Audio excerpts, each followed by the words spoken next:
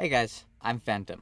So, you want to get into Elden Ring PvP. Well, first of all, I pity you because honestly, as somebody who has been part of the Soulsborne community for a very long time, there really are not very many good introductions into Elden Ring PvP. A lot of these videos function under the idea that you already have a basic grasp of how PvP works in this game, which is very counterintuitive considering it is supposed to be an introductory guide. On top of that, a lot of the guides that you find are either outdated or extremely opinionated or given general bad advice. And despite the fact that they cut so many corners, the videos are still anywhere from 30 minutes to an hour long. Nobody goes, I want to try PvP in this game. I'm going to watch a college thesis paper. So here I am to try and explain it to you in as best of a way I can and as quick as possible. This video is actually going to be split up into 3 parts. The first part is the only part you genuinely need to see. The second part is going to be going over some of the more nuanced and I guess advanced aspects of Elden Ring PvP, and then for the third part, I am actually going to sit here and make an entire build with you guys so that you have a frame of reference to both the tools that can be used and what kind of a thing you should be looking for when setting up your character, because setup and preparation is by far the most important part, especially for people who are brand new to the game. So first and foremost, before we get into anything else, I need to explain to you how Elden Ring's matchmaking actually works. Whether you're doing invasions, whether you're doing PvP fights in the arena, whether you're being summoned to help people or summoning people to help you. 2 very important aspects of your character are going to be taken into account when finding new people to play with and against. The first is your rune level, which is your character's actual level. And the second is your upgrade level, which is the highest upgrade point that any weapon your character has ever had is. For example, if you were to go and get a longsword, upgrade it to +10. Your character will have under their information in the system, like the online matchmaking system, that your highest upgrade level is a +10. Even if you destroy it or throw it away or discard it, whatever your highest upgrade has ever been is your character's upgrade level. When matchmaking is finding you people to go against, it actually vets both of these aspects. Let's say you're level 100. When you enter matchmaking, it is going to try and find people in your level bracket. It will then take those people and it will separate it even further by whatever your highest upgrade level is. Let's say you have a +19 longsword. Anyone who has like a +24 or +25 weapon, you're not going to get matched against because they're outside of your bracket, even if you're the same level. Same thing if you go the other way around. Let's say you have a maxed out +25 Great Lance, but you're only level 40. You're never going to find a match because level 40 people don't have +25 weapons. It is going to constantly filter out everyone in your level bracket because you are outside of the upgrade bracket that's regular. This is where the game's quote-unquote, or I guess the community's quote-unquote meta comes into play. Whenever you hear somebody in the Soulsborne community say meta level, what they're talking about is what the community as a whole comes together to say this is the level you should be for PvP. That way everybody is roughly the same level and you can actually find matches in a reasonable amount of time instead of spending 30 minutes waiting for a match. The problem is Elden Ring is very vast, and as such there really is no common consensus for what the meta level is. However, there are what I would consider to be 4 separate Elden Ring meta level brackets. However, one is highly better than the rest, and this isn't me being opinionated, this is objective and I will explain it. The first level is the lower level 60 invasion level. This usually has around +12, +5 upgrade level weapons. Around rune level 60, this is going to be a lot of the lower level invasion PvP. But for the most part, I would stay away from this, especially if you're just starting the game. It is very limiting, and almost all of the PvP at this level is unbalanced because you are invading a world that has like 3 people in it. You're going to be outnumbered. Stick to the higher levels, and for those higher levels, there are actually 3 brackets, one of which is better than the others. The first bracket is 125. This is what I have commonly heard referred to as the honor PvP level. This is just high enough level for you to have a good balanced build, but not high enough level for it to start getting ridiculous. And then on the other side of the spectrum, there is the rune level 150 bracket, which I've seen the community refer to as the casual level.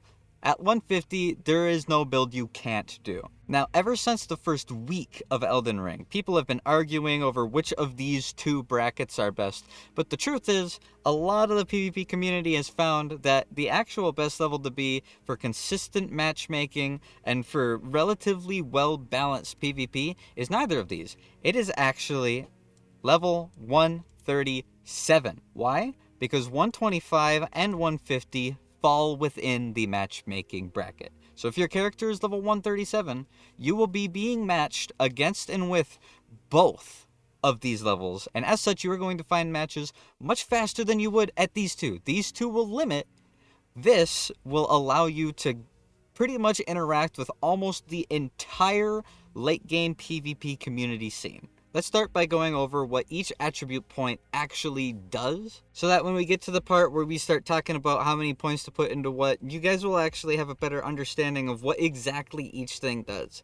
Technically, every stat has multiple uses, but in essence, Vigor is your health. You want this to be high. I don't care if you think you're a god at dodging, oh, you're so quick, you're so fast, you're never gonna get hit. You're gonna get hit. And you are going to die instantly if you do not level up your Vigor. It's common sense to level your Vigor. It's not cowardice. You're not going, oh, I'm planning for failure.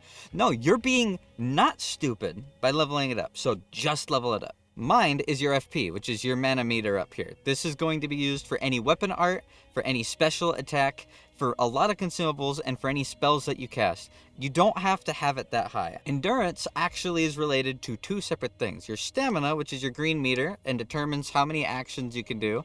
But then the other thing that your endurance determines is exactly how much you can carry, how heavy of gear you can carry. We'll get into why that's important in a little bit. Don't worry about it for now. Then strength, dex, int, faith, and arcane are all stats that are going to determine the damage scaling that your items and weapons actually have. Now let's talk about why endurance is actually important. Take a look here at the middle of the screen. There are three things here that are worth you paying attention to because these numbers are extremely important. I cannot overstate this. The first thing we're going to look at is Poise. What the hell is Poise? Poise is your character's ability to take a hit without being stunned. Let me show you a quick example. Aside from obviously your armor lowering the amount of damage you take, the Poise meter will determine your ability to trade with people without getting into trouble. For example, if I get hit, I get staggered.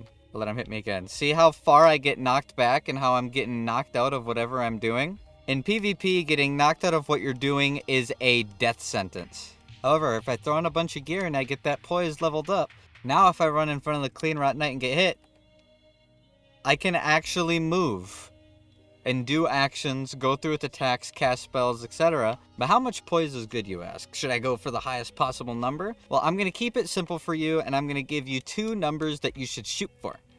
At the bare minimum, you need to get your Poise at least to 61. At 61 Poise, you are going to be able to take a hit from most of the medium and small weapons without getting knocked out of whatever you're doing. However, optimally, you should shoot for trying to get your Poise at least to 91. You can keep going for higher Poise if you really want and become a Poise monster. The higher your Poise, the better you are going to be able to deal with being hit. Otherwise, you're going to go for a really strong attack, but someone's going to smack you in the mouth with a little straight sword, and you're going to get knocked out of it. Not being able to get your attacks off is a death sentence in PvP. And if you really feel like it, go even farther. The other thing is your weight here. I'll keep this very simple for you. At least medium roll. Light, medium, heavy load, and overweight load determine what your roll speed are. A light roll is fast, far, and has a lot of invincibility frames. A medium roll is just as good, it just doesn't roll as far. And then a heavy load is when you start fat rolling. Fat rolling, you're gonna die. Get your character at least to a medium roll and you're gonna be golden. Let's talk about actual weapons. Let's talk about actual gear in Elden Ring. At first glance, this looks like a lot of information and can be a little overbearing. Let me simplify it as much as I possibly can. For example, looking at the Death's Poker here, it takes 15 strength to wield, 17 dex to wield, and 11 intelligence to wield. With the tool that we're going to look at later, I know that my highest scaling stat is dexterity. As such, I want to have just enough strength to wield the weapon, just enough intelligence to wield weapon, and then your dexterity up to the soft cap to get the most amount of damage that you possibly can. All of these scalings are going to be put into consideration based on your stats and is going to give your actual attack power, which you can see here on the right as attack power, or as the community will refer to it as AR. Now, there are a lot of different weapon types in Elden Ring. I am severely understating it by saying that. But the major thing to consider is move set. Every weapon class has different attacks, and most weapon classes have subclasses that have different attacks from each other. For example, if I were to throw on the Sacred Omen Cleaver over here, normal great curved sword attacks, but then you're heavy, this little Executioner chop. You see, it's got the same light attacks, but the heavy is now a wide sweep. I'm not gonna lie to you, certain weapon types are just better, but the truth is there is no completely useless weapon type. Figure out what weapon type you enjoy the combat style of and go from there. Aside from weapons, we have spells and consumables. You can see over here, just like the melee weapons, it has attributes required and it has attribute scaling. But unlike the actual weapons, instead of the scaling mattering for damage, the scaling matters for sorcery and incantation scaling. This number is what the damage of your spell is going to be multiplied by. So the higher this is, the more damage your spell is going to do. And then just like normal weapons, consumable items actually have their own scaling as well. Now that you understand exactly how scaling works, I now need to explain to you Ashes of War. There are two kinds of Ash of Wars in Elden Ring. The first is ones that you can give to weapons, and the second are ones that are unique to weapons. For example, if I were to use this Lord Sworn straight sword, I can throw a weapon art onto it, which will give me both a special ability and an affinity that changes the scaling of the weapon. While standard weapons can change the Art of War, special weapons cannot. However, the special weapons Ash of Wars are usually special. For example, this Death's Poker Greatsword that I have here has Ghost Flame Ignition, a special weapon art that only this weapon has. One more thing to note about stats before we move on to the last part of the most basic chunk of this video. Stats have what's called a soft cap and a hard cap. When you hear somebody in the community referring to a soft or a hard cap, that means the point after which putting any more points into a stat has reduced returns. For example, Vigor will give you a lot of health all the way up to level 60, but past level 60 is going to give you such a marginally lowered amount of health that it's not worth it to put those points in anymore. So if you really want to shoot for the highest numbers, you can aim for those, but for the most part, you don't want to go past it. You're not going to get returns that are worth having past that point. Combat in Elden Ring pretty much can be distilled entirely down into managing meters. Your health meter, your mana meter, and your stamina meter. If any of those run out, you're going to find yourself at a disadvantage. Your health runs out, you die. Your FP runs out, you have less options for attacks. And if your stamina runs out, you can't roll for a moment, which is going to usually result in you getting hit. Every weapon technically has 3 categories of attacks it can do. The 3 stances are as follows: one-handed, two-handed, and dual-wielding. Each of these have a different moveset. The different types of attacks you can do, and bear with me for a moment, are light attacks, heavy attacks, running attacks, rolling attacks, crouching attacks, backstep attacks, jump light attacks, and jump heavy attacks. Understanding the moveset of your weapon is fundamental to your ability to play the game. So I highly recommend you figure out how your weapon is actually used, because whether you're one-handing, two-handing, or dual-wielding actually does matter. These attacks have different speeds and different amounts of damage, and certain ones can even be charged to increase the damage or mix up your attacks. One other important aspect about your attacks you should know is jump attacks cannot be parried. So if somebody's fishing for that parry and you're constantly running, they might land it. But if you know they're going to be fishing for that backstab, fishing for that parry, do a jump attack. You're just going to smack them in the mouth and they're not going to be able to do anything about it. And fundamentally, that's all you need to know in order to get started in Elden Ring. I wish you the best of luck out there. Feel free to tab out. However, if you want a little bit more advanced knowledge, stick around, because I do recommend you not necessarily knowing how to do what I'm going to tell you about, but knowing that it exists gives you the mental capacity to react to it accordingly. The first thing I am going to recommend you to do is to go into your settings and turn off these 3 settings. Camera auto rotation, camera auto wall recovery, and cinematic effects are going to give your game the ability to change where your camera is by itself. If I walk to the left, the camera pans to the left. If I run over here and I find myself walking into something, the camera is going to reorientate itself to give you the best view you can possibly get. This can be nice, but if you're in the middle of an attack and you go to turn around to hit somebody, this turning camera motion can actually screw up the direction that you choose to throw out your attack if you're doing something without being locked onto somebody. As such, I and many other people in the community will recommend turning these off to give you more complete control over the direction. Now, if I want to run backwards, if I want to run to the left, I know I can do so precisely. And if I need to turn the camera, I can just turn it manually. Or I can lock onto my target. Having full control of your camera is something that you get used to fast and will find extremely valuable. Now let's get into the really complicated aspects of combat. First of all, frame data. Whenever you swing with the weapon, 3 sets of frame data go through. The startup animation, which is the wind up, the actual hit, which is the active frames where damage is dealt, and the recovery frames where your character reverts back to a basic standing pose to do another action. Take this into consideration whenever you're doing something, because you can actually queue actions. If you attack and then put in an attack during the startup frames, you'll do a second attack. If you attack and then roll during the startup frames, you will roll. As long as you manage your stamina to make sure you don't run out of stamina, you can consistently push through actions back to back to back to back, which brings me to animation cancels. When you block in Elden Ring, it actually counts. The animation of the block can actually override a lot of animation. If I attack and then queue up another attack, it does the follow-up swing.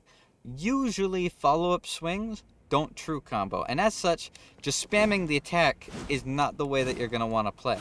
But if you want to mix things up, you can run attack, block to cancel the animation, and now you can throw out the first attack of a combo chain without having to find yourself locked into a combo that the enemy is most likely going to be given ample time to dodge out of. Blocking will also cancel a lot of the movement animations that you'd normally have. If I run in a straight line and I turn around, you notice my character kind of stops for a moment as they turn around. A lot of people refer to this as the Walmart stop. This slight delay can be life or death in combat, but blocking can actually cancel that turning animation and make your movement instant. You don't really have to get used to doing this yourself. It's a nice tool to have. It's not necessary, but you should know that other people can. Just because they're running away from you doesn't mean they can't instantly turn around and be on you. Being able to queue up certain actions back to back and being able to cancel movement is what separates the good players from the best players. Aside from the normal movement you can take, the more nuanced actions like instantly turning around while jumping using block tech, or other ones such as reverse back steps,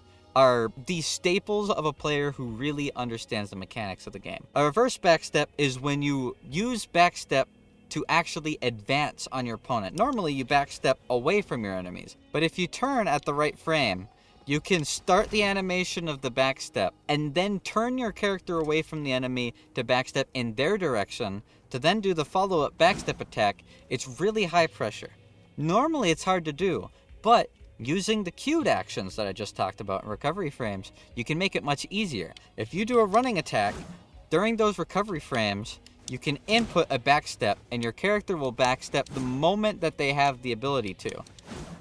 Queuing up this backstep allows you to change the direction manually, which you can chain to do reverse backstep running attacks over and over and over again. Observe as I run, attack, backstep during the recovery frames, point my character in the opposite direction of my opponent, and then turn back to face them for a running attack.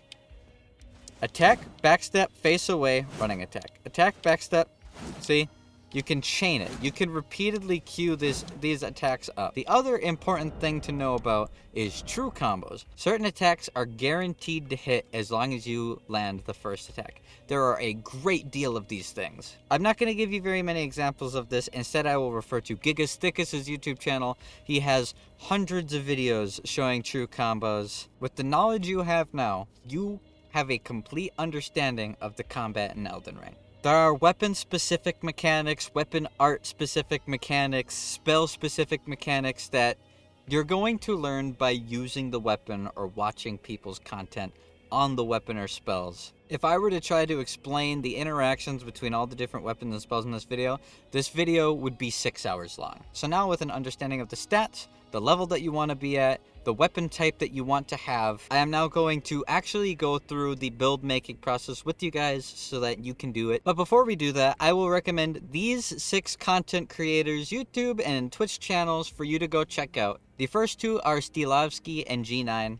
These two are very prominent players in the Elden Ring PvP scene. While I do believe that they are a little bit on the sweatier side, Stilavsky very often will make optimized, like really optimized rune level 137 invasion builds. He and G9 both have a very good understanding of how the different weapons work, and as such are very good inspiration for figuring out what kind of weapon you would want to use. And yes, I know the community has 1,000,001 memes about G9. I'm not going to pitch in on it. He knows how to play the game, whether you like him personally or not. I am, however, more inclined as a Stilavsky's fan. So if you want to see somebody who knows what they're doing really use these mechanics and weapons and builds to their greatest potential, go check out these two. Otherwise, we have two very prominent behemoths in the Soulsborne community.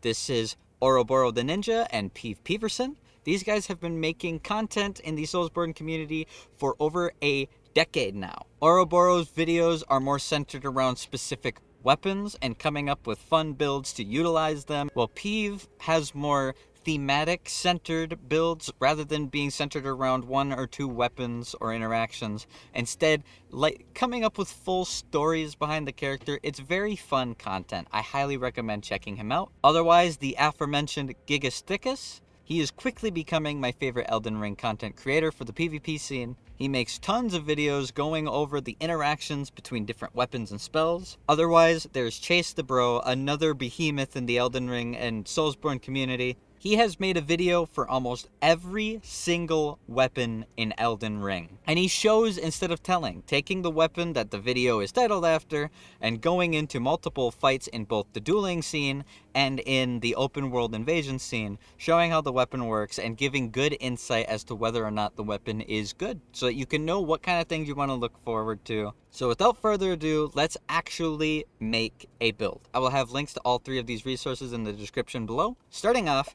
we have the Elden Ring build calculator. Using this, you can come up with what stats you want to use, from weapons, talismans, gear, spells. It'll also tell you your equip load, health, everything. This is going to calculate everything for you to make sure that your build is planned out properly so that you don't finish the build and go, oh man, I can't fast roll now. All of my builds start as a retch, so we're just going to do a retch.